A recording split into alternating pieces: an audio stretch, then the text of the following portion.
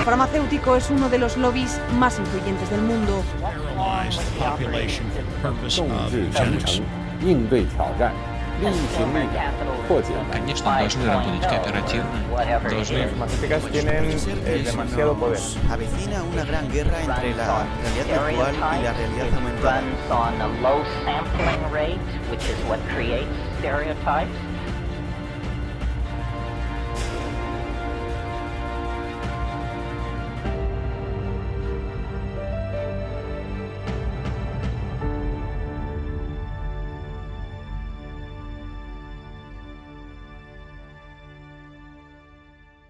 Hola, ¿cómo están? Bienvenidos a esta nueva edición de Humo y Espejos. Hoy tenemos a un invitado muy especial.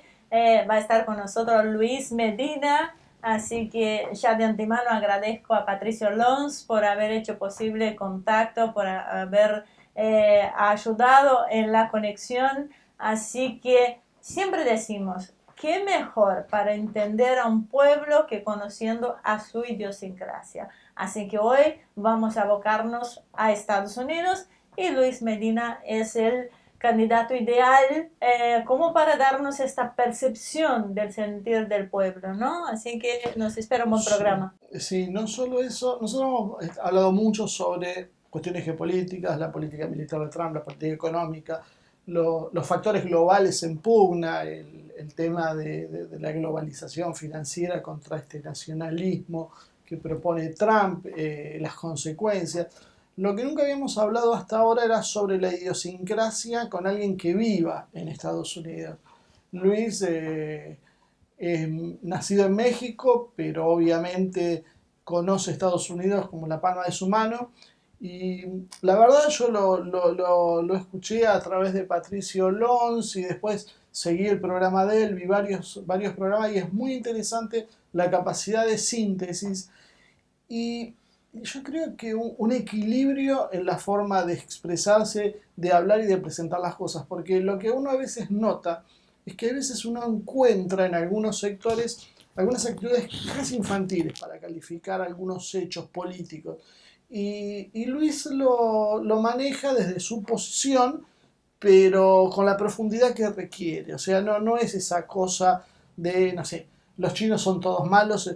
O sea, hay explicaciones por qué. Vos podés estar a favor o en contra, pero hay racionalidad atrás. Entonces yo creo que eso es lo más interesante que nos trae esta nota, que la verdad teníamos ganas de hacerlo porque sirve por eso por un lado, y por otro, por lo mismo que hicimos con Lucas Carena hace un par de semanas, con lo que vamos a hacer con John Caires, el secretario general de la CUT de São Paulo, porque lo que tiene es que vamos viendo distintas vertientes ideológicas que todas tienen, aunque a veces hasta entre esas mismas posiciones no se den cuenta, un hilo conductor. Tienen una esencia que es necesario unir. Por lo tanto, hay un enemigo en común, que podríamos decir, donde las diferencias que puede tener John Caires, que él se va a autodenominar como izquierda brasileña, Luis Medina, que podríamos hablar, él no le gustan las categorías de izquierda o derecha, pero podríamos hablar de un estadounidense que simpatiza con las posiciones de Trump, y Lucas Carena, de un nacionalista argentino, son tres posiciones que parecerían diferentes, pero en realidad tienen todas un hilo conductor, que es el que intentamos encontrar como para poder elaborar una respuesta, porque además tengamos en cuenta que no solo estamos en un mundo donde está colapsando el sistema globalista, probablemente no vamos a tener tampoco estados, vamos a tener regiones, y como Rusia trabaja su paneslavismo para presentarse como una opción, como China es un continente en sí mismo, el mundo hispano, y volvemos a aclarar, hispano en la concepción iberoamericana, tiene una densidad propia, tanto demográfica como cultural, como histórica, que lo lleva a poder tener una opción. El mundo hispano tiene una densidad tal, cultural, histórica, económica, inclusive territorial, que lo lleva a presentarse, si logra unirse, como uno de los grandes poderes a futuro. O sea, nosotros cuando veamos probablemente el mundo que emerja de toda esta situación, vamos a ver un mundo compuesto por distintos factores de presión. Que como Luis siempre dice, por lo menos lo que yo escuchaba en sus programas, Estados Unidos puede ser influido desde la propia hispanidad desde adentro.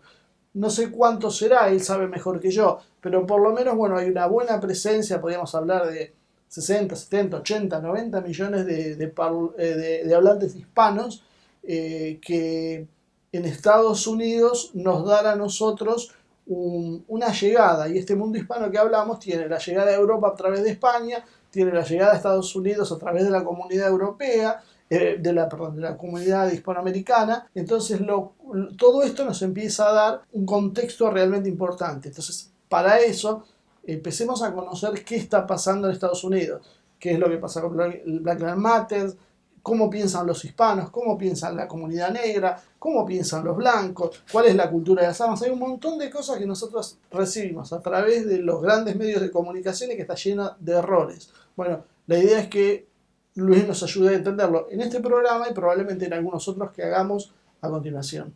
Bueno, y antes de llevar a nuestro invitado, hay algo que quería mencionar, estas cosas buenas que suceden en la vida, ¿no? Hace poco el Sabón Roberto Queijas, que es también alumno nuestro y un buen amigo, nos apareció con un regalo que nos dejó súper felices. Nada mejor en esta pandemia que un buen chocolate y entrenarse Paliki. Es la combinación perfecta.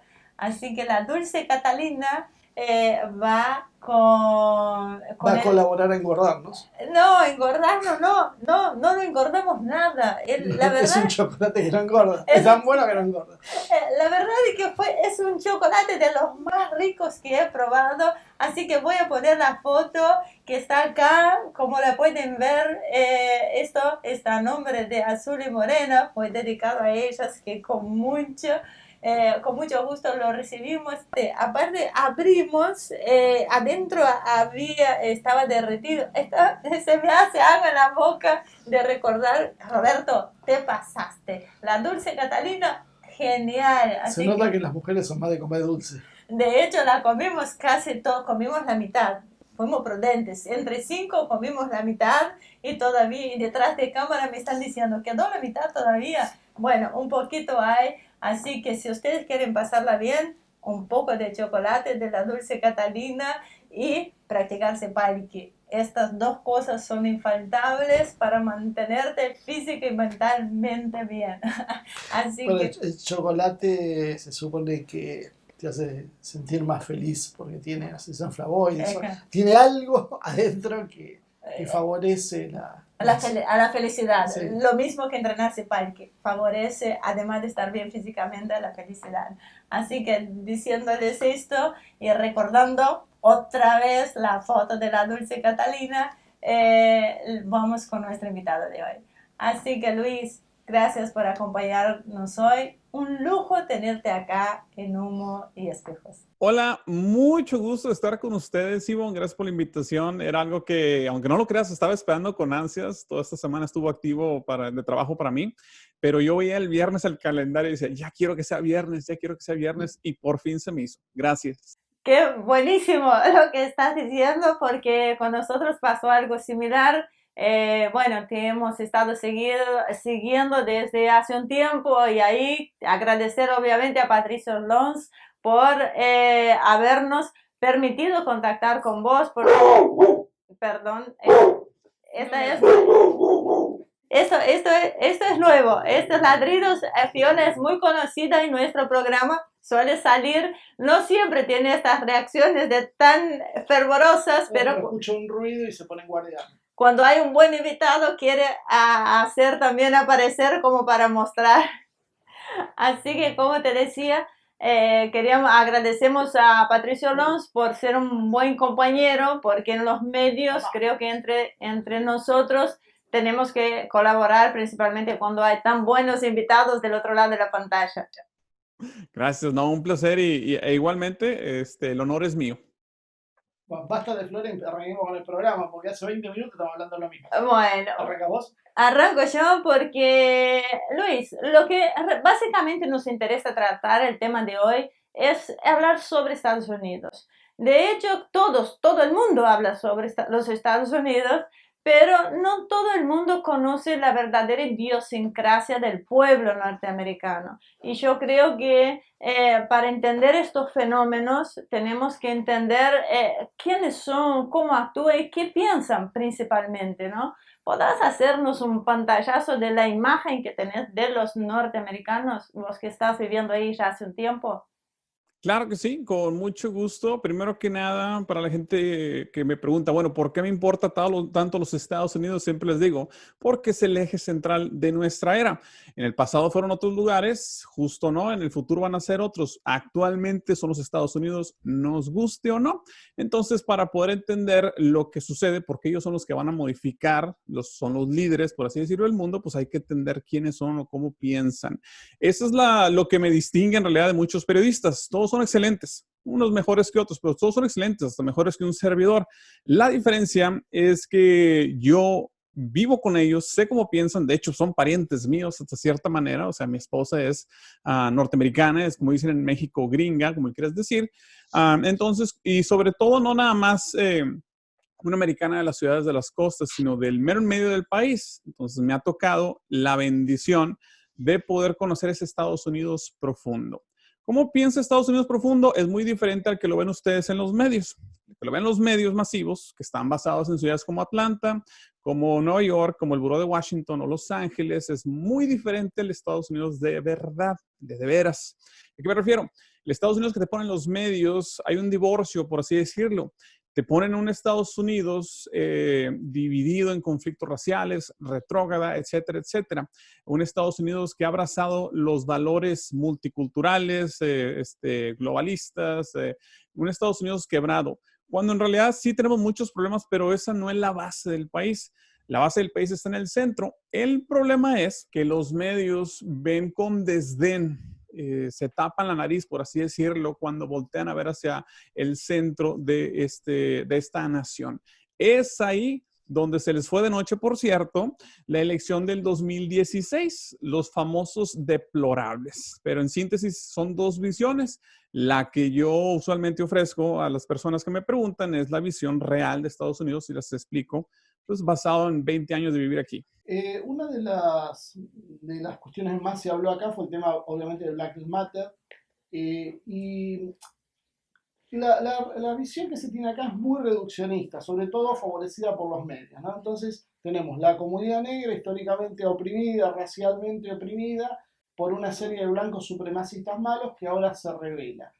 Ahora, cuando uno mira y cuando ve algunos medios estadounidenses que no son los corporativos, la más media, uno se encuentra con que en las manifestaciones de Black Lives Matter resulta que son más blancos que negros y que muchos líderes negros se oponen a esto y dicen, y yo me acuerdo haber escuchado uno en particular que hablaba sobre la cultura del rap y del hip hop y decía, esto destruyó nuestros valores comunitarios. Nosotros antes podíamos ser pobres, pero por lo menos teníamos una visión solidaria entre nosotros que ahora se rompió. ¿Cómo ves este tema?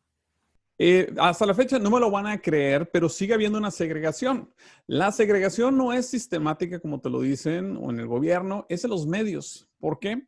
Porque esa segregación no permite que la voz de la comunidad afroamericana aquí en Estados Unidos sea expuesta.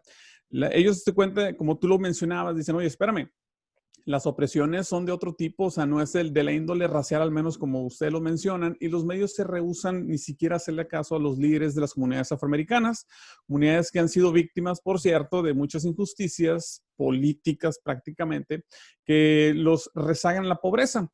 Para entender un poquito el pensamiento de la comunidad afroamericana hay que entender los orígenes. Primero quiero clarificar. Es cierto que hubo esclavitud, obviamente no fue la mayor parte de la población y no estamos haciendo una apología de la esclavitud, obviamente es un pecado muy severo. Nosotros como hispanos no tuvimos mucho que ver con eso, obviamente son otras sociedades, pero sí sucedió. Otra cosa que también sucedió fue que los mismos afroamericanos tenían esclavos aquí en los Estados Unidos, era un estatus social. La otra cosa que hay que clarificar, una vez más, no estamos aminorando el rol de la esclavitud ni la gravedad de ese pecado, pero también hay que recalcar que sí, obviamente hubo abusos, más evidentemente no eran tan grandes como nos tratan de poner en los medios. ¿Y a qué me refiero? Es lógico. Son tiempos en los que ni ustedes ni nosotros vivimos, entonces no podemos, digamos, opinar al respecto como si supiéramos, pero sí entendemos que para ellos era una inversión. Usualmente es como si tú tienes un auto, un coche, un carro, como le quieras decir, pues no nada más porque sea tu vehículo lo vas a maltratar porque se te da la gana. Obviamente tienes una inversión ahí. Una vez más, reitero, no justifica la esclavitud, pero sí nos da un contexto. Esa herencia se queda y empieza a esparcirse y forma la cultura. Crea una sociedad, culturalmente hablando, un poquito más separada. Conforme se empiezan a relajar las leyes e integrar las sociedades, la cultura sigue prevalente y luego llega otro tipo de segregación cultural, que es una cultura ajena, digamos, al país. No sé si ustedes estén familiarizados con el término Ebonics en inglés, que es un inglés afroamericano con una gramática, ¿cómo lo diré políticamente hablando? Pues no tan sofisticada como digamos, en inglés estilo Oxford o no sé, porque se distingue entre ellos culturalmente. Total, lo que voy con esto de la comunidad es, en las últimas décadas, líderes afroamericanos se han dado cuenta que tienen mucho que ganar y están tratando de luchar para mejorar sus propias comunidades, pero en los medios, obviamente, les borran esa identidad. Al momento que una comunidad afroamericana o un líder político afroamericano diga, ¿sabes qué? Pues nosotros también tenemos derecho a familias estables y comunidades limpias, se le empieza tácitamente a acusar o a hacer una caricatura de esa persona como un afroamericano traicionero, ¿ok? Porque la verdadera identidad afroamericana, según ellos, alegan, es urbana, es de la industria del rap, es el entretenimiento, es el básquetbol, que obviamente, como tú dices, es muy reduccionista. Y a mí, lo personal, si me preguntas, es una falta de respeto muy grande a los afroamericanos que han contribuido grandes creaciones y han tenido mucho valor aquí en los Estados Unidos. Pero bueno, esa es la división. Ahorita, con el fenómeno que estamos viendo, gracias a medios como este, y políticamente hablando, obviamente, con Trump y otras cosas, sí es más fácil para estos líderes afroamericanos, pues, expresar su voz. Y tenemos gente como Candace Owens, entre otros más.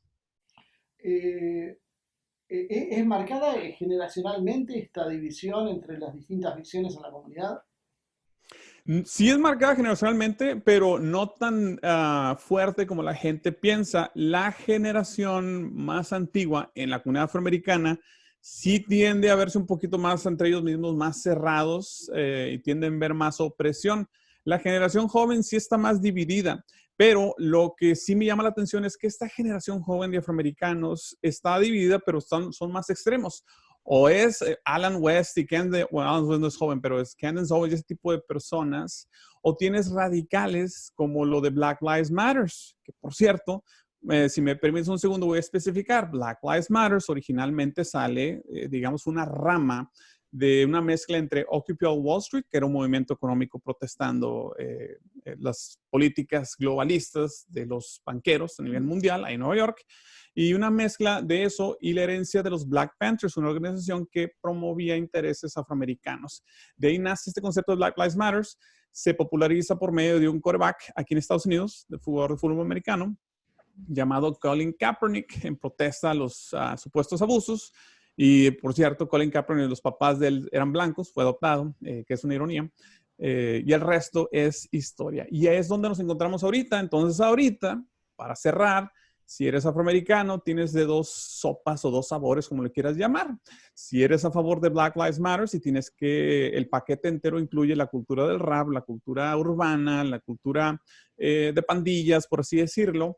O eres, digamos, conservador, tradicional, los términos ya no tienen mucho significado, pero si eres del bando opuesto, donde eres pro de familia, donde estás protestando Planned Parenthood, que curiosamente son los que más bebés afroamericanos desgraciadamente aniquilan. De hecho, llegó a haber un año, hace como 7 años más o menos, en Nueva York, murieron más bebés afroamericanos en el vientre que en las calles de los que nacieron.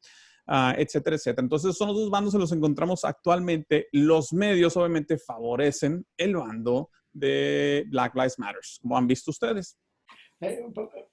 Lo último ya te dejo, mencionaste eso y ayer estaba viendo que habían hecho una pintada en las calles, enfrente de una clínica de IPPF que decía Baby Lives Matter. y eso se consideró como un crimen y lo estaban investigando.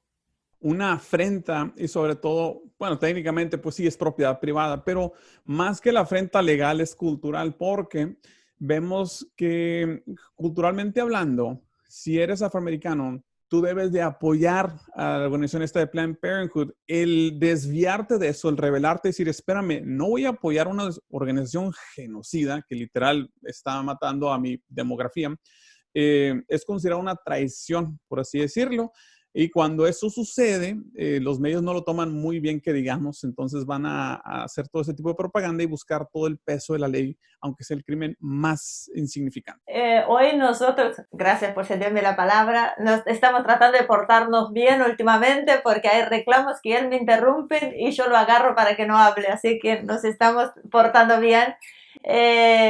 Normalmente nosotros, muchos cuestan clasificarnos de que somos algo que no somos, definitivamente son progresistas, nos han dicho fascistas, comunistas, liberales, o sea, nos han etiquetado. Nosotros pensamos que hoy las etiquetas izquierda y derecha ya están obsoletas, no existen, no se puede calificarlo y bueno, hay que ver de acuerdo a la situación para evaluar qué puede adaptarse mejor.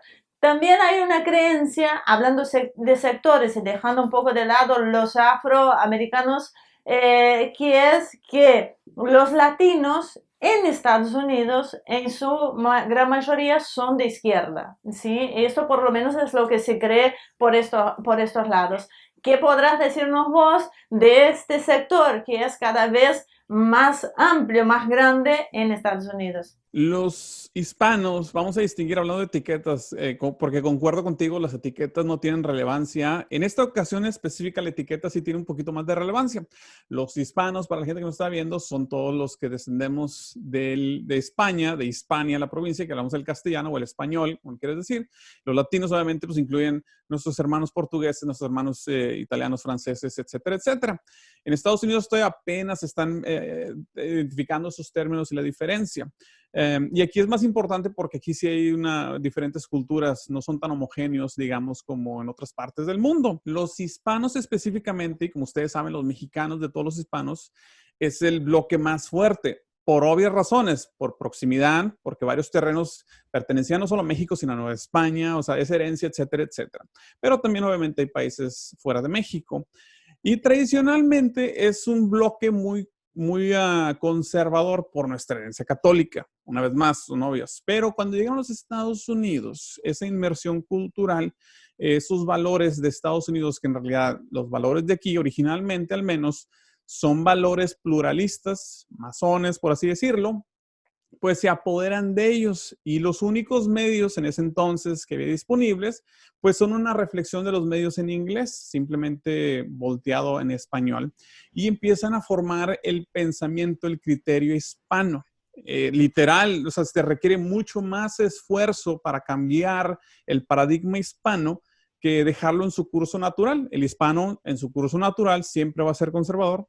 Claro, hay excepciones como en todo, pero tradicionalmente por el hecho de que él viene de una tradición católica y una cultura muy familiar. Entonces, por muchas décadas se hicieron demócratas y pensaron, y hasta la fecha la narrativa fue, si eres hispano, tienes que ser demócrata. Así como si eres afroamericano, tienes que ser demócrata y tienes que apoyar a Planned Parenthood. Si eres hispano, tienes que votar demócrata, a pesar de que los demócratas, en cuanto a temas migratorios, son a veces mucho más duros que los republicanos. Eso está cambiando actualmente. De hecho, en el 2016, políticamente hablando, 30% de los hispanos votaron por Trump. Nadie se esperaba eso. Todos, usualmente un republicano andaba rondando el 9%, George W. Bush, que andaba en el 15% más o menos, fue un hito, fue un logro. Y George W. es porque sí quería mucho a los hispanos, lo que sea de cada quien. Pero Romney y McCain, nada. Entonces llega Trump y dijeron, ni de chiste, ni el 5% vas a obtener, obtiene el 30%. Y ahorita anda rondando casi en el 50%. Obviamente no se trata de Trump ni la política, sino ese paradigma del hispano que está cambiando, está harto de lo que le están diciendo los medios. Nosotros acá tenemos como una realidad en espejo que es diferente. También la Argentina, vos sabés que es un país de inmigración, pero nunca ha sido un tema la racialidad como es en Estados Unidos. O sea, acá yo tengo antecesores franceses, italianos, españoles. Nunca a nadie le ha preocupado el tema.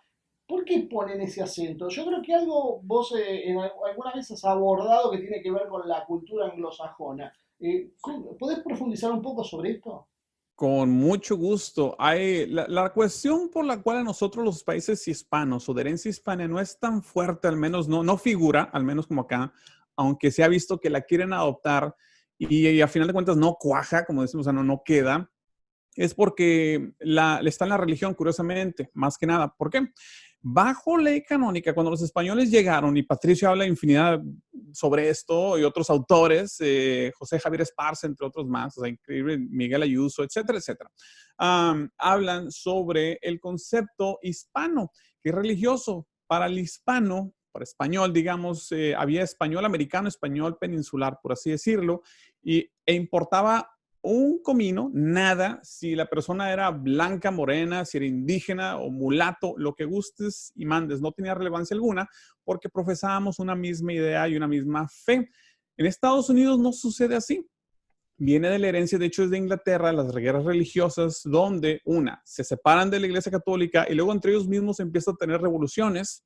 Surge un grupo que se llama los puritanos, digamos, como el nombre dice, que quieren nada más pureza.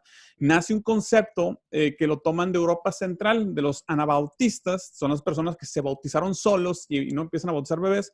A lo que voy es esto, de que empieza un concepto de purificar, por así decirlo, y son los que llegan a las colonias inglesas. En las colonias inglesas, a diferencia de los virreinatos, porque es otra distinción, nosotros teníamos virreinatos, que era, digamos, una extensión de España, no una colonia donde se explotaban los recursos.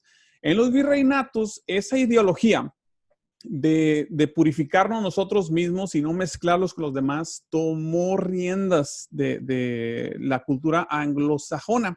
Entonces obligó a desplazar a los indios nativos de aquí de la costa este, los fueron empujando hasta acabar en Oklahoma, literal.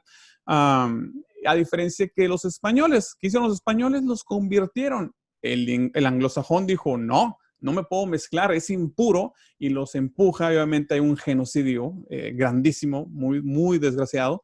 Entonces, esas son las consecuencias. Conforme pasa el tiempo, las cosas se nivelan y esa integración sucede, pero hasta la fecha no se ha podido integrar porque en el pensamiento, no digamos que el americano promedio, sino la herencia, lo que formuló nuestros ancestros, por así decirlo, culturales aquí en Estados Unidos, no tenían un concepto de mestizaje como lo tenía el hispano.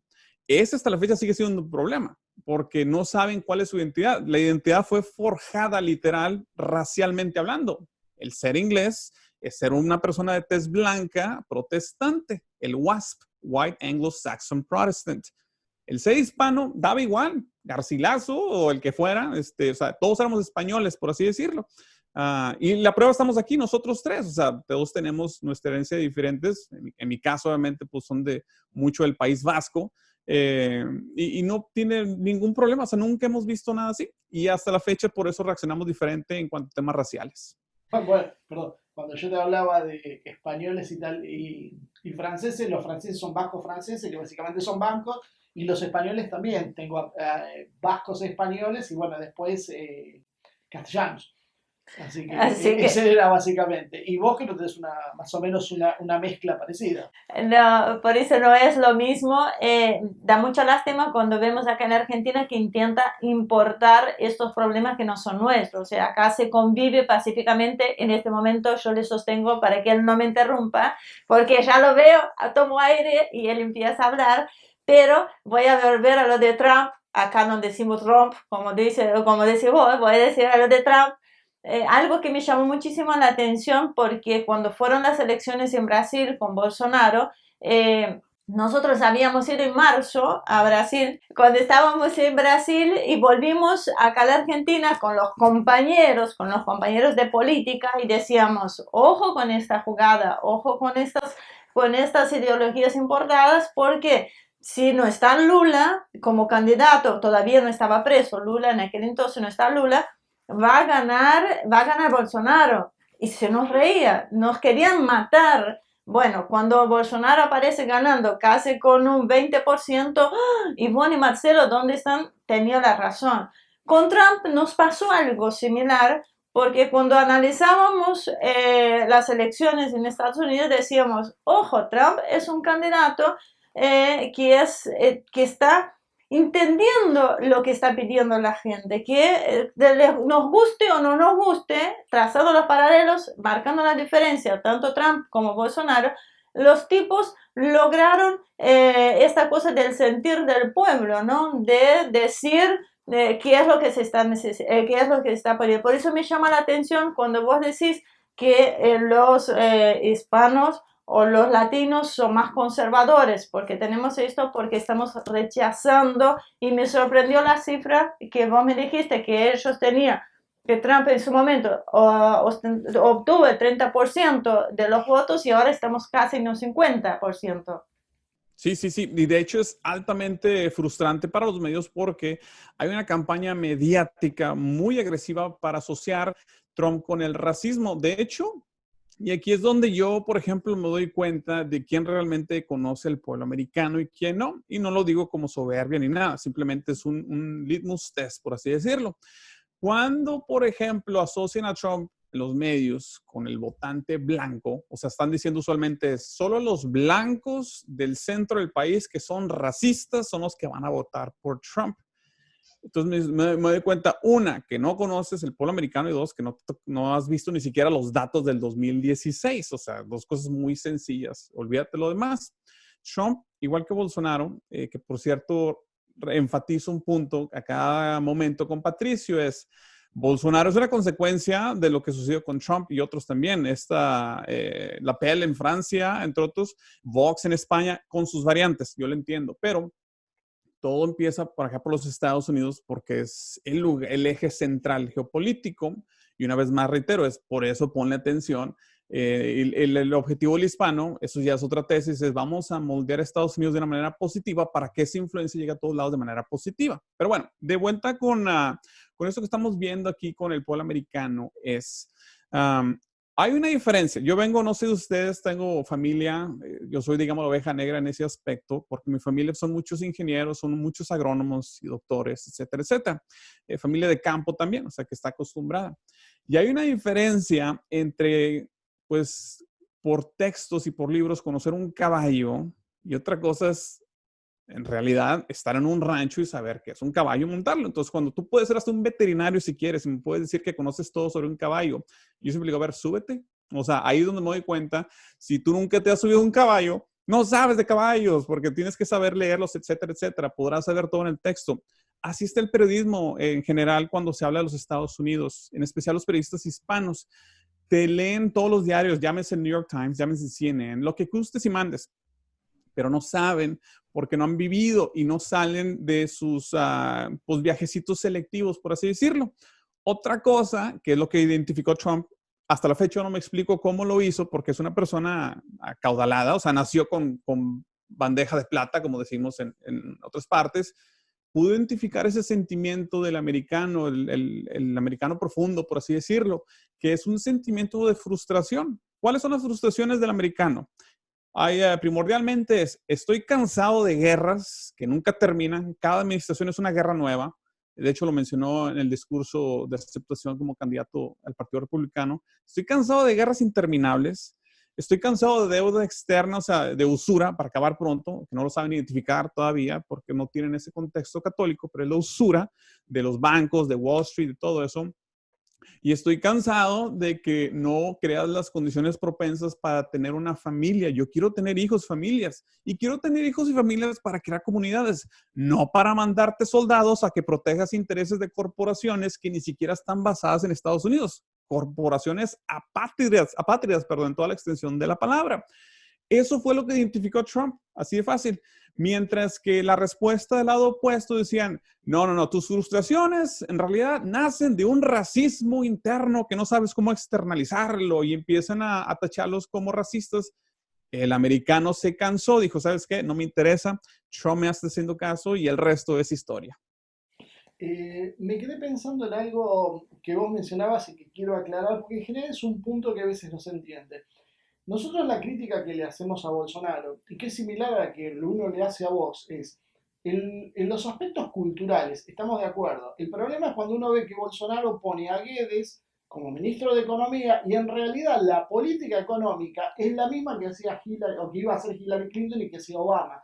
Entonces ahí es donde a veces uno trata de marcar una diferencia, porque yo creo que para el catolicismo esa política no es aceptable, porque, creo que lo podés explicar vos, el tema de acá ha crecido mucho algunos sectores evangélicos, hablando sobre todo de la teoría de la prosperidad, donde si yo me va bien es porque Dios así lo quiso y mala suerte, problema tuyo que te va mal.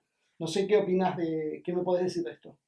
Es muy interesante porque los evangélicos, lo digo con mucho cariño, yo los conozco muy bien. De hecho, tengo una maestría en estudios teológicos de un seminario bautista aquí en Fort Worth. Parte de mis parientes políticos son evangélicos, curiosamente. Yo soy católico, pero los entiendo muy bien y me ayudó a comprender el pensamiento de ellos, el ethos, por así decirlo. Vamos a empezar rápidamente con la teoría de la prosperidad. Esto viene de un concepto de Calvino, el teólogo francés, durante la Revolución Protestante, que se refiere en síntesis, y por cierto, fue John Knox quien lo moldeó un poquito más o lo definió más, pero pues Calvino, entre otros, tomó mucho auge en Inglaterra. Es ese pensamiento que tú acabas de describir. Si me va bien es porque soy electo, si te va mal es porque no eres electo. Ese pensamiento teológico, digamos, empieza a moldear el pensamiento económico que da el auge al capitalismo eventualmente, y el concepto, y lo vemos a cada rato, curiosamente, si digamos una película, si a una película le va bien es porque fue buena y si le va mal es porque no fue buena. Obviamente es, digamos, una cristianización, medio cristianización del karma, por así decirlo. Está muy raro. Bueno, eso es lo que viene dominando el pensamiento anglosajón, por ende americano, protestante. Y el mundo, la economía está diseñada ahí. El americano se está preguntando, este pensamiento no está funcionando, no lo ha identificado aún. La respuesta, como tú dices, está en el pensamiento de la economía de Salamanca, el pensamiento católico, por así decirlo. Y ellos lo que están buscando, ahí es donde pienso yo que entramos nosotros hispanos para guiar, digamos, al imperio actual, al americano, a que encuentre esa verdad. Trump llega y obviamente se encuentra también con un famoso estado profundo. ¿Qué quiere decir? Gente y personas, instituciones que están tan arraigadas, son tan poderosas, que no las puedes mover, al menos aunque seas el presidente. Son muy difíciles. Y cabe aclarar, por cierto, no porque seas, al menos en Estados Unidos, el presidente quiere decir que tienes inmunidad. Por ejemplo, el presidente, si le miente al director del FBI, a pesar de que el director del FBI es su subordinado, el presidente podría ser juzgado políticamente. ¿Sí me explico? Lo sucedió a George W. Bush, donde estaba muy cerquita, y en ese entonces, se me fue el nombre del director del FBI, creo que fue Chertoff, no me acuerdo, que le dijo: señor presidente, nomás le recuerdo antes de que prosiga, es un crimen mentirle al departamento del FBI, aunque usted sea el presidente. Entonces llega Trump y se da cuenta de que hay estas figuras en el poder muy arraigadas, en especial en dos ámbitos: el económico, o sea, los banqueros, y en las farmacéuticas también. Y también otro, obviamente, la industria armamentista. Ahí pierde mucho dinero, curiosamente, estas personas, porque todos estaban vaticinando, lo decía con Patricio, un conflicto, o varios, con Venezuela. Estaban vaticinando un conflicto, obviamente, con Norcorea y con Irán, mínimo. Además de estar inmiscuidos en guerras en el Medio Oriente, guerras proxy. No sucede nada de eso.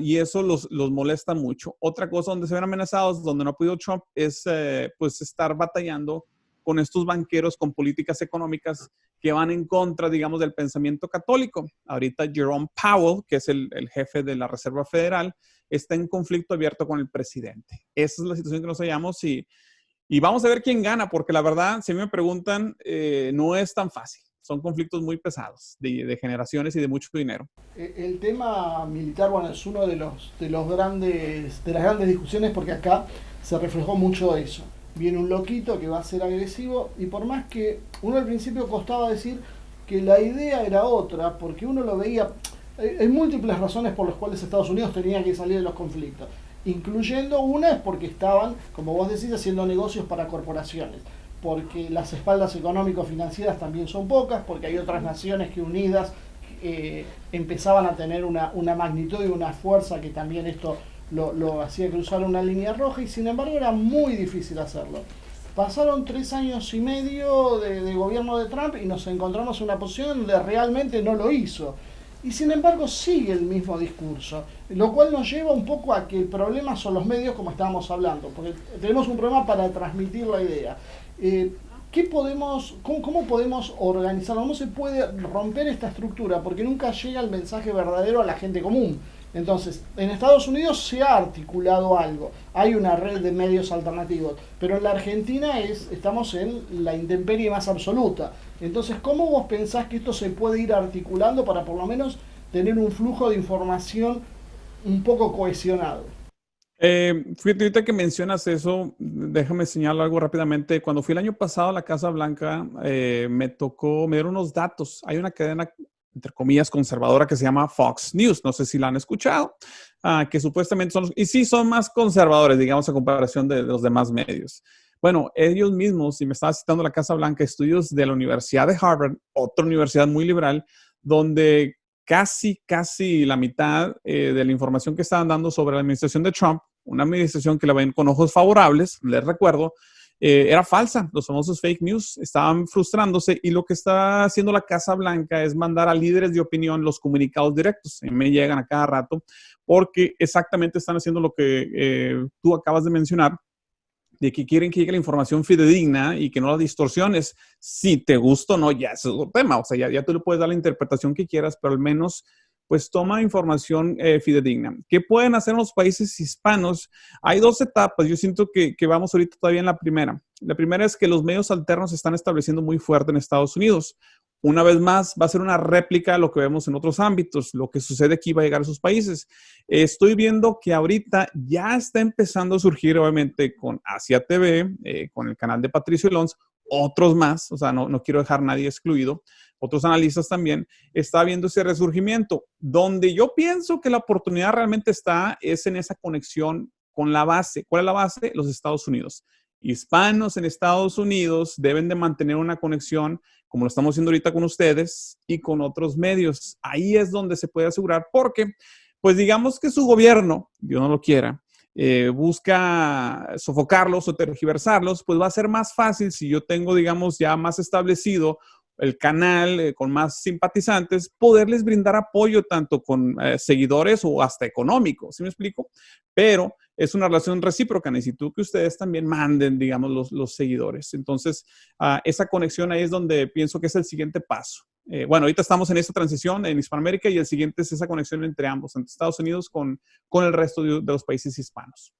Bueno, ojalá que sí se dé. Cosa que muy bien organizado lo que ustedes llaman liberales, nosotros progresistas, que están sí sumamente articulados. Perdón, no, eso es verdad. Bueno, y acá estamos poniendo por lo menos el granito de arena como para que los comunicadores que tenemos, es imposible un 100% de coincidencia, pero nosotros siempre decimos, hay que trabajar sobre las coincidencias. Ya habrá tiempo para que discutamos las diferencias. Claro. Y es un punto muy válido que les digo a las personas, porque lamentablemente surgen muchos puristas, por así decirlo. Dices, oye, espérame, ni en tu misma familia vas a tener 100% de concordancia, ¿sí explico? O sea, va a haber variantes, pero el enfoque, y yo siento que en inglés hay un dicho que dice, lo voy a traducir en español, es no dejes que lo perfecto sea el enemigo de lo bueno. Don't let the perfect be the enemy of the good. Es en inglés. ¿Y qué quiere decir? Que cuando, por ejemplo, esta misión que tenemos de unirnos y todo, por diferencias, unas más sustanciales que otras, pero diferencias, pues en realidad siguen siendo mínimas, que se pierda esta conexión y este apoyo mutuo. O sea, sería una pérdida más grande que las diferencias que podamos sobrellevar y después limar asperezas en un futuro. Mejor yo no lo pudiera haber dicho, así que coincido plenamente. Y bueno, y muchos de los que nos ven son también personas que están como comunicadores. Bueno, esperamos que realmente llegue este mensaje, así que va a venir muy bien. Luis. Y que vos querés ampliar a Brasil también, pero bueno, es un poco más complicado por el tema del idioma, pero si acá hay orfandad, en Brasil es peor, pese a lo de Bolsonaro, porque hay una mezcla de ideologías y un infantilismo que es muy simple después de rebatir para cualquiera que está en contra. Entonces, si no se le da un poco de seriedad a lo que se dice, es complicado. Además, la verdad que el brasileño tiene la particularidad, primero, que es menos permeable a escuchar algo y otro idioma. Es una élite, o sea, es algo, es muy pequeño, estamos hablando de 240 casi millones de personas. Los que acceden o que tienen las ganas siempre prefieren escuchar algo en portugués, y me asombra las barbaridades que se dicen en YouTube. La verdad, los que dan información y que la gente lo cree, yo los escucho y yo digo, Dios mío, ¿cómo creen esto? O sea, a punto de... Problemas familiares. Tengo problemas familiares, esto no perdamos la diferencia, pero intento cabalgar sobre las coincidencias, obviamente, pero al absurdo de decir, bueno, un ejemplo muy absurdo, ¿no? Encuentran bebés tirados en la calle de China, por ejemplo, y se lo creen. O sea, es increíble. Pero bueno, dejemos de criticar a mi pobre gente y vayamos a los Estados Unidos, que es lo que nos trajo hoy. Lo que uno ha notado que las universidades, las grandes empresas, Silicon Valley, Hollywood, el sistema financiero, todos apoyan las políticas de género y son quienes motorizan básicamente las protestas en la calle, ¿no? Quisiera saber qué nos podrás decir como voy a decir, del norteamericano profundo, del estado de la realidad, de lo que piensa, si apoyan a Trump, si están saliendo, ¿cómo lo ves esta situación? El americano profundo somos, porque yo también ya prácticamente fui absorbido aquí en la cultura, por naturaleza también, ¿cómo lo digo? Y no lo digo con afán de ofender, pero estamos un poquito locos, y lo digo no de mala intención. ¿Y a qué me refiero? Porque es un país que se forjó a base de aventura de migrantes, justificadas o no, otro tema para otra ocasión que podemos discutir ampliamente, pero esa idea de pionerismo, por así decirlo, que también resulta una actitud muy positiva o esperanzadora, porque siempre hay un mañana, por así decirlo, siempre hay más. La geografía americana es muy bondadosa, quiero especificar, entonces crea ese pensamiento. Pero dentro de lo que acabamos de mencionar, ese pensamiento muy aventurado, por así decirlo, pues resulta que hay un divorcio entre estas instituciones que acabas de mencionar. ¿Por qué? Porque están tratando de redefinir ese pensamiento americano, ese pensamiento libertario hasta cierta manera, individualista, a veces hasta un extremo, por desgracia, y lo están tratando de hacer un poquito más, ¿cómo se llama? Más comunal, más con valores, la verdad, son marxistas. Y no lo digo al aire libre, o sea, tan a la ligera. Hasta hace 2 o 3 semanas el sitio de Black Lives Matter en inglés literal estaba promoviendo ideales marxistas, redefinir la familia, que el patriarcado, lo que ustedes han visto en Argentina, acá igual. Entonces el americano profundo o el promedio, como lo quieres decir, ve con mucha desconfianza y dice, ¿sabes qué? No, yo no confío en los bancos, no confío en las compañías de tecnología. En realidad, Facebook y Twitter, todos esos no son compañías de tecnología. La tecnología la creó la militar americana. Son compañías de mercadotecnia. Vamos a ser más específicos. Pero, bueno, ven con mucha desconfianza a los medios y a la academia. ¿Por qué? Porque puede llegar alguien con doctorados y puede hablar infinidad de cosas y memorizarse infinidad de libros, pero si no puede literal ni siquiera escoger el baño, o sea, por el género, pues dice, oye, ¿qué incongruencia es esta? O sea, ¿de qué se trata? ¿Qué mofa es esta? ¿Por qué voy a mandar a mis hijos a estudiar a una universidad y meterse en una deuda? No sé en Argentina, pero aquí la universidad cuesta y cuesta mucho. No es como la Universidad de Buenos Aires, no sé. Cuesta bastante. Salen los estudiantes, los millennials y la generación Z, ahora la más reciente, con deudas literal de $50,000. Es bajita la mano. O sea, estás hablando de $100,000 en medicina. Doctores salen con $350,000 de deuda por estudiar. Y dices, oye, espérame. Tengo que pagar mi deuda, $1,000 al mes por 20 años o no sé, y luego la vivienda es extremadamente alta por un título que me está pagando un salario de $30,000, $50,000 o no sé. Pues no, aquí hay una incongruencia. El americano empieza a desconfiar mucho. y empieza a desconfiar de lo que los medios promueven y empieza a desconfiar de las compañías de tecnología, etcétera, etcétera, etcétera. Y ahorita nos encontramos en este divorcio. Llegamos a un punto tal, con esto cierro para el punto de que llegamos a un punto tal de que los medios están encasillados, por así decirlo, tratando de redefinir el pensamiento americano. Una vez más, el pensamiento americano es, le importa un comino los géneros o lo que piensa el mundo. Él quiere ir a trabajar, tener su familia y comunidades limpias y en orden. Lo que todo papá quiere, a final de cuentas. No le importa nada de quién venga o quién no venga, o si los quieren fuera de Estados Unidos o no, no me interesa. Entonces, los medios están tratando de cambiar esa mentalidad y donde se está viendo esa tensión actualmente. Acá, bueno, la educación todavía sigue siendo mayoritariamente gratuita, hay un negocio privado que está avanzando rápidamente, pero de todas formas, hoy no implica ese esfuerzo económico, sí lo que implica, bueno, son pocas perspectivas después de ese esfuerzo intelectual, por decirlo de alguna manera, y aparte una reorientación, porque nosotros necesitamos carreras que tengan que ver con las cuestiones técnicas para poder desarrollar el país. Y lo que nos encontramos es con una realidad que el 90% son estudios y maestrías y posgrados de género. Entonces realmente te das cuenta que los recursos se están, más allá de la parte de lo que opinemos del tema de género, se están por lo menos orientando mal hacia algo que no nos va a promover nada positivo y ni siquiera nos va a servir para el desarrollo. Y lo otro que me llamaba la atención era que vos mencionabas el tema del pensamiento marxista. Y la verdad suena raro que las corporaciones movilicen un pensamiento marxista, porque básicamente el marxismo debería ir en contra de la propiedad de los medios de producción privada.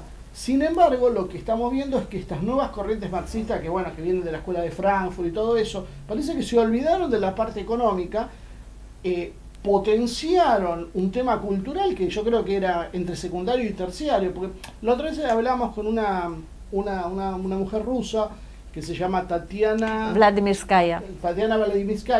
Ella es la líder del grupo Grenada, un grupo que nace en la Unión Soviética, pero que hoy ha ido evolucionando. Es un grupo musical que ha tomado las distintas culturas, cantan en 30 idiomas diferentes, que tienen mucho trabajo en sí.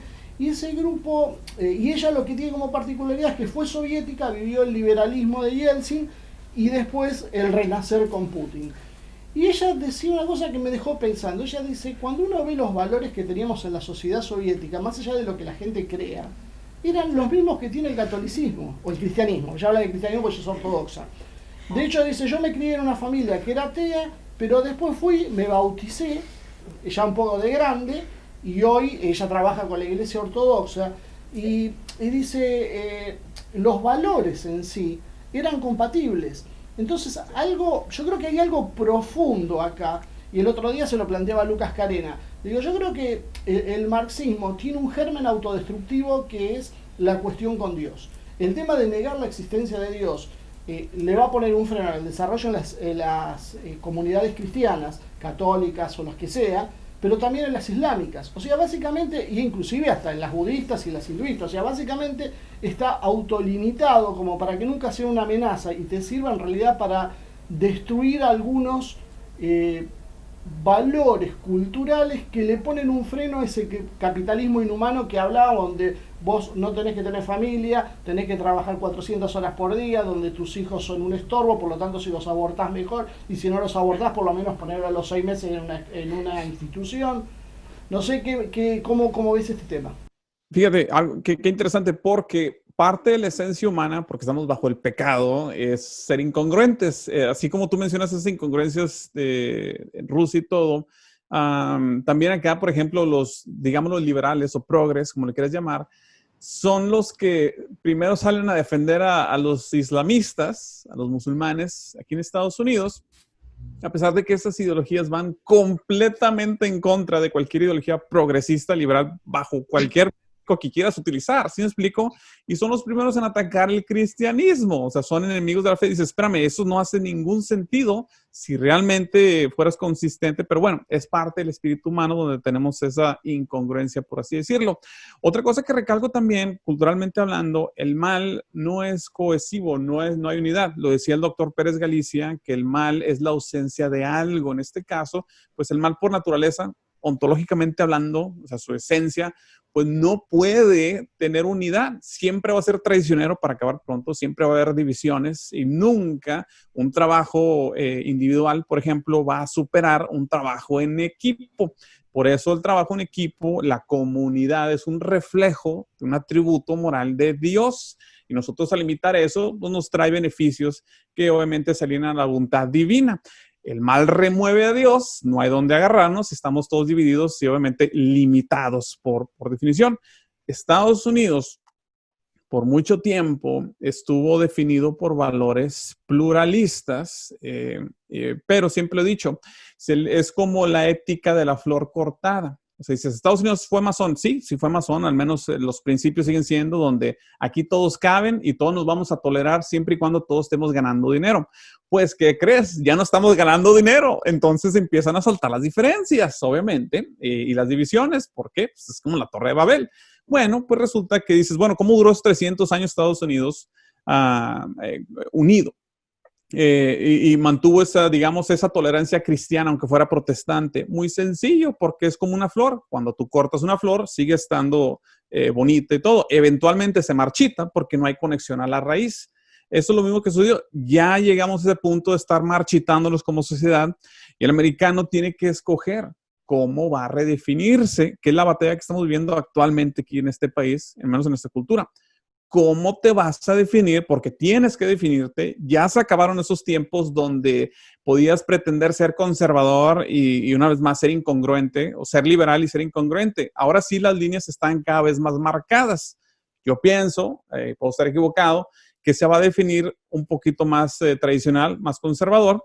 Y la prueba fue, entre muchas, el discurso de Trump esta semana del Partido Republicano cuando aceptó la nominación para presidente. La verdad, Luis, que va a quedar este programa con mucho gusto a poco, pero es mejor dejarlo ahí y que... Una pregunta, porque la tengo, después te digo, no sé, hace magia cuando edites, pero necesito hacer la pregunta. No puede ser que no. Vos hablás dijiste en uno de tus programas que Estados Unidos no puede entrar en una división o en una guerra civil. Conviven distintas formas de pensar. Por regiones encontramos cosas muy marcadas, distintas, y además muchos distintos intereses económicos atrás. Yo creo que la emergencia de Trump no solo es por toda esta clase media anglosajona, desestructurada y el apoyo de latinos y negros que lo ven en lo cultural, sino también hay un modelo económico que también está detrás y está pugnando por luchar. ¿Por qué vos pensás que no puede haber una guerra civil en Estados Unidos?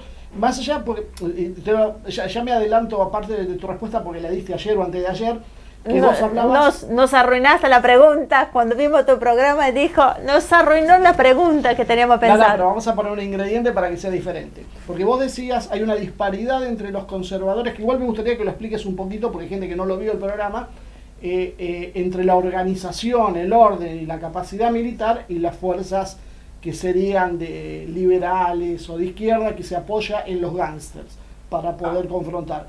Pero por la experiencia histórica y que uno ha visto en otros países, en Ucrania, por ejemplo, pero también uno lo ha visto en las primaveras árabes, lo ha visto en Siria, se reclutan mercenarios y en cantidad de miles, y eso es gente con experiencia y preparación de combate, eso no son los improvisados de las pandillas. Claro. Mira, muy sencillo. Bueno, varios factores. El primero es geográfico y de hecho me voy a regresar un poquito antes. La gente tiene un concepto de guerra civil un poquito diferente. Las guerras civiles están definidas por territorio geográfico, ¿ok? No es lo mismo una guerra civil en los países árabes, en Rusia o en otro país, digamos un desierto, una montaña o países áridos que en Estados Unidos. Estados Unidos es muy difícil geográficamente hablando quebrarlo. O sea, tiene ríos navegables, tiene fronteras seguras con océanos, tiene desierto al sur, tundra en el norte. O sea, es una situación idónea que nadie tiene geográficamente hablando. No estamos hablando de la virtud del americano, sino del atributo de la tierra, para acabar pronto. La vez que hubo una guerra civil en Estados Unidos, en 1860, la famosa guerra confederada contra la Unión, la actividad económica no cesó. O sea, no es lo mismo Libia en guerra civil, donde cesa toda actividad económica y hay un caos, que una guerra civil en Estados Unidos, donde sí, obviamente hay puntos de conflictos y muy serios, pero la actividad económica no cesó. Y de hecho, después, en la era de la reconstrucción, volvió la industria de Estados Unidos todavía más fuerte, o sea, se impuso aún más. Curiosamente, ese fue el antecesor de las guerras masivas. Eso fue lo que inspiró a varios poderes europeos, de la Guerra Civil Americana, en crear armas literal de destrucción masivas que llegó a la Primera Guerra Mundial. Pero bueno, es otro tema. De vuelta con Estados Unidos, el otro conflicto una vez más, la otra razón por la cual no veo es porque la razón que no ha habido no sería guerra civil. Estaríamos asumiendo que son dos partes iguales o al menos parejas en que pudieran estar en un conflicto. No sería un conflicto parejo, no sería un conflicto parejo, sería una matanza.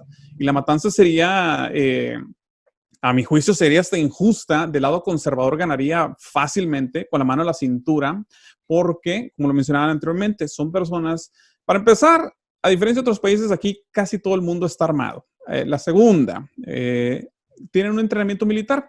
Esta semana, por desgracia, vimos una protesta en Milwaukee, en Kenosha, Wisconsin, que es el área de Chicago, Milwaukee, sobre un joven de Black Lives Matter, un joven menor de 17 años, con un AR-15.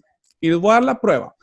Este joven menor de edad, sin entrenamiento militar, con el puro entrenamiento básico, ¿y a qué me refiero? Cuando tú sabes usar armas, una de las primeras lecciones que se te da es cómo usar el gatillo. Se le conoce en inglés como el trigger discipline, disciplina del gatillo. Yo me doy cuenta de quién está acostumbrado a ir a practicar al tiro, nada más de ver cómo agarras el gatillo. Si tú tienes el dedo en el gatillo, no sabes usar un arma, así de fácil. Y los pandilleros, usualmente, ¿cómo posan en las fotos todos? Con el arma apuntando, encañonado, con el dedo en el gatillo, con gente alrededor. Es lo más tonto que puedes hacer. La persona, este muchacho, con buena disciplina, se le van 3 adultos, entre otros. Desgraciadamente, 2 pierden la vida. Que dicho sea de paso, uno de ellos era un pederasta ya con récord criminal. El otro era un abusador con récord criminal. Y el otro también. Y el otro queda herido. 3 adultos de Black Lives Matter y Antifa, 3 marxistas, progres, como le quieras decir. Se le van a un joven de 17 años y el joven, con puro entrenamiento básico, pudo derribarlos. Fue difícil y todo. Es un joven. Ahora imagínate una persona ex veterano, que la mayoría son conservadores. Ahora imagínate un padre de familia que está acostumbrado a tirar. No sé si ustedes tienen tiro al campo, o sea, aquí en Estados Unidos es muy normal. En un conflicto, es un pandillero, se organizan y si ha pasado en California, se organizaron y salieron corriendo. Entonces, no quiere decir que sería holgada o fácil, pero sí sería una goleada lo que sea cada quien. El conservador se ha limitado, la verdad, se ha comprobado mucho a la altura, que es lo que buscan, que se alebresten a no entrar en esos conflictos porque no habría, o sea, son mucho más organizados, más disciplinados, por así decirlo, y no podría haber una guerra civil. Y además de que en caso de que lo hubiese, la actividad económica, no creas que se desmorona. O sea, Estados Unidos seguiría como lo ha hecho antes. Entonces, no es lo mismo. Y el tema de una invasión de militares, de paramilitares extranjeros, no podés... No. Mira, tenemos la Armada, la Naval, o sea, tenemos lo que se conoce como un Blue Water Navy en términos militares. Quiere decir la diferencia entre poder proteger tus fronteras y poder llevar conflictos. Por desgracia, Estados Unidos se ha distinguido por poder llevar los conflictos desde los océanos, de los mares, de los contrarios. Que sí es una ventaja, pero el pueblo americano dice, ya no quiero conflictos. Entonces, para que puedas llegar a nuestras costas, para empezar, controlamos los océanos. De pura entrada. O sea, ese fue el famoso Bretton Woods, para acabar pronto, que le dijimos a Europa. Pues nosotros somos la única armada que tenemos. Si no te haces aliado de los soviéticos, te dejo que comercies con mi mercado, Estados Unidos, y yo protejo los océanos para que no haya piratería ni otros poderes amenazándote. Eso obviamente benefició a Europa, la hizo muy rica, pero pues obviamente nos benefició militarmente. Entonces, para ahí no puede entrar. Podemos bloquear a quien quieras navalmente. La otra cosa es que por poder invadir por la frontera sur es un desierto, es muy difícil y está asegurado. La frontera norte, pues aún más, y tenemos todo ahí en ese aspecto. El americano, el único factor que yo lo veo débil es la soberbia. ¿Y a qué me refiero? Porque a pesar de que tenemos todas las condiciones idóneas, por así decirlo, pues no somos omnipotentes, ¿así me explico? Y siempre va a haber un área o varias donde te pueden flanquear. Eso es la única área donde yo veo que sí peca, digamos, el americano en promedio, que se crea hasta cierta manera invencible, donde, pues como ustedes y nosotros sabemos, nadie en la historia de la vida, de los imperios, nadie es invencible. Siempre va a haber un punto flaqueante. ¿Y hay cohesión de las Fuerzas Armadas? Sí, hasta las cuestiones pues más. ¿No hay posibilidad de que se dividan en dos grupos? No, ahorita está muy unificado, en especial porque el grupo de las Fuerzas Armadas apoya mucho el lado conservador. Curiosamente, el aparato de inteligencia no tanto, eso es diferente. Pero los que cargan los rifles y manejan los tanques, por así decirlo, son conservadores. Que eso es lo que ocupas, a final de cuentas, para proteger la soberanía de un país. Exactamente. Y con esto lo voy no a me dejan seguir hablando, así que me ofendo, pero me callo. Ok, pero te comprometemos, bueno, y te invitamos obviamente a compartir pantalla con nosotros un poco más seguido. Sé que tenés también una agenda bastante compleja, pero creo que sería interesante que podamos tener un contacto más fluido. Claro que sí, yo estoy a sus órdenes y como siempre es un placer estar con ustedes y en especial a todos los pueblos hispanos, sobre todo si vienen de Argentina, que los quiero tanto, tanto, tanto a ustedes.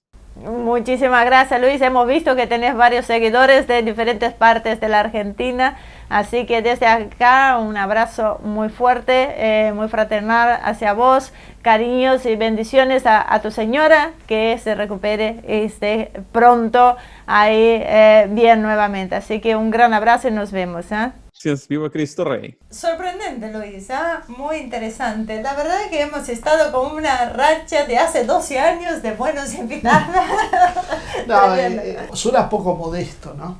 Pero la verdad creo que si uno mira todos nuestros programas, son algo más que entretenimiento, que decir, bueno, me informo de algo. Yo creo que hay una idea detrás que cuando vas viendo muchos, vas comprendiendo hacia dónde vamos, qué intentamos hacer, con mayor o menor suerte, no siempre sale tan bien. Hay invitados, bueno, como Luis, que colaboran mucho, por parte son dinámicos, son fáciles de entender, son ágiles.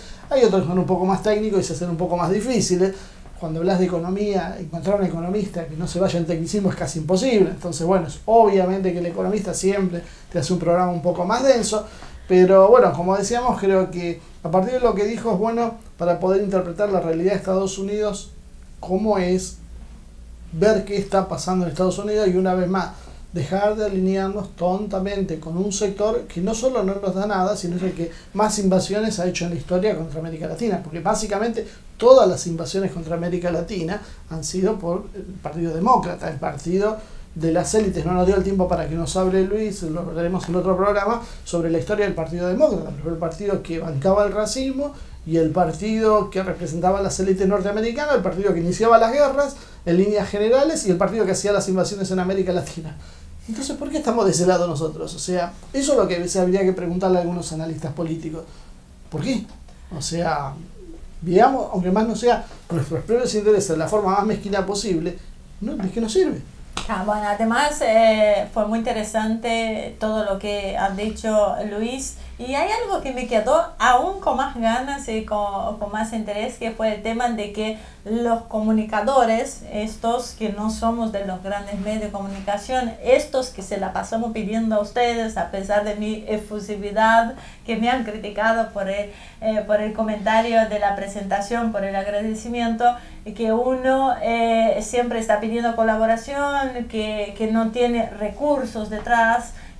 Pero Luis dice algo muy interesante, que deberíamos unirnos todo o ser una plataforma que realmente sirva como una opción de comunicación. Bueno, la idea es que podamos hacer, creo que lo interesante de esto es poder hacer una especie de telaraña, porque cuando uno no tiene la capacidad, de hacer una red, como puede ser, no sé, la NBC o el Grupo que hay en la Argentina o la Red Globo en Brasil, lo único que queda entonces es ir apoyándose y generando una fuerza que no está centralizada, pero bueno, constituye un entrelazamiento de pequeñas plataformas que todas sumadas se retroalimentan. Entonces esperemos que se pueda construir algo así, y para eso yo creo que bueno, hay que ir discutiendo las ideas, hay que empezar a conocernos y romper con determinados mitos y tabúes. Y trabajando sobre las coincidencias, que es lo que yo decía antes con él, que es muy interesante, y él tiene un dicho que me causa mucha gracia y tiene razón: todos tienen que escucharlo todos, ¿no? Tenemos que trabajar sobre las coincidencias, pero siempre tómalo con un poquito de sal, porque ninguno de todos los comunicadores tiene, digamos, el 100%, cada uno tiene una óptica. Entonces, salvo nosotros. Salvo nosotros. Así que... Cuanto más coincidan con nosotros, es que tienen más cerca de la verdad. Están. Menos sal tiene el agua. Así que, además... en serio, es tomar ideas matrices, ponerse de acuerdo en las cosas más básicas, entender que hay un enemigo en común y tratemos de encontrar una solución mientras podamos. Exacto, así que bueno, debe haber sido medio largo la entrevista de hoy, pero valió la pena, y hubiéramos quedado charlando un montón de tiempo más si no es que ya tenía la entrevista a John Caires programada, que vendrá después de esta. Así que... Y se va también a recordar el tema de que vamos a hacer una serie de webinars en septiembre.